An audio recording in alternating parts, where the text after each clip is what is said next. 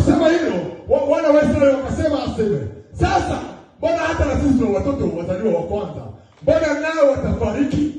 Mungu akawaambia msiogope. Nataka niwaandalie Pasaka hiyo. Haleluya.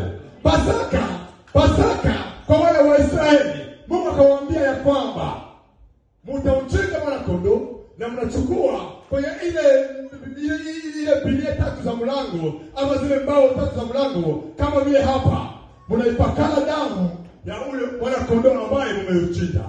Na Biblia yangu inaniambia ya kwamba tazameni mwana kondoo Mungu aondoaye dhambi za ulimwengu. Na wana wa Israeli wakaiandaa Pasaka, wakamchinja mwana kondoo. Sitaenda kwa habari za kumula haraka ama nini, sababu nimesema leo niko nakupatia roho kuhusu Pasaka.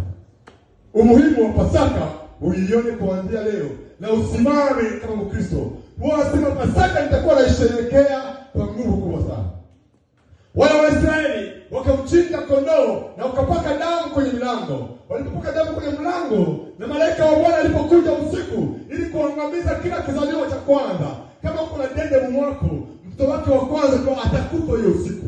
Mbuzi, mzaliwa wake wa kwanza, hiyo usiku atakufa.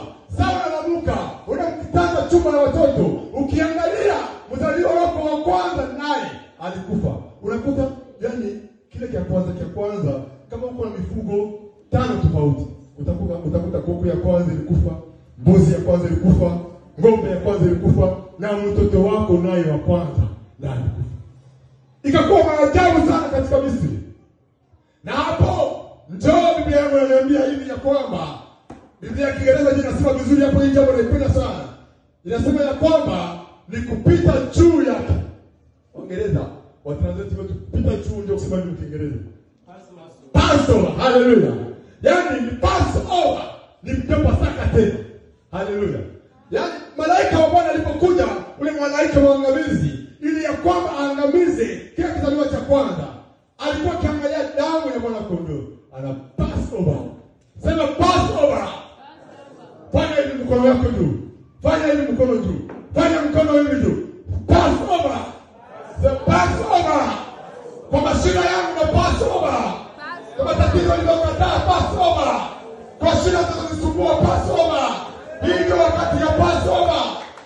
Hata kusimama kwa miguu yako kidogo nikuoneshe. Simama kwa miguu yako miwili mahali unakuwa. Tia mkono wako juu hivi. Sema na Passover kuanzia leo kwa shida zangu. Na Passover kwa mahitaji yangu kuanzia leo. Na Passover kwa shida zangu. Magonjwa niliyokataa. Na Passover. Siyasikia sauti yako bado. Sema Passover. Na kupita juu. Passover kwa shida zangu. Passover kwa ukimwi.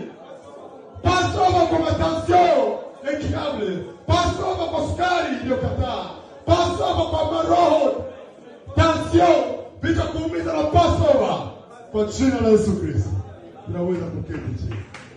Hii ni mwezi ya kupita juu ya kila shida, kila mlozi ambaye amesimama kwenye maisha yako. Hii ndio saa ya kusema na Passover kwako. Kila ambaye amesumbua shida zako, kila ambaye amesimama kwenye dosia yako, wamesimama kwenye matatizo yako, hii ndio saa ya Passover. Kama na Passover, na Passover.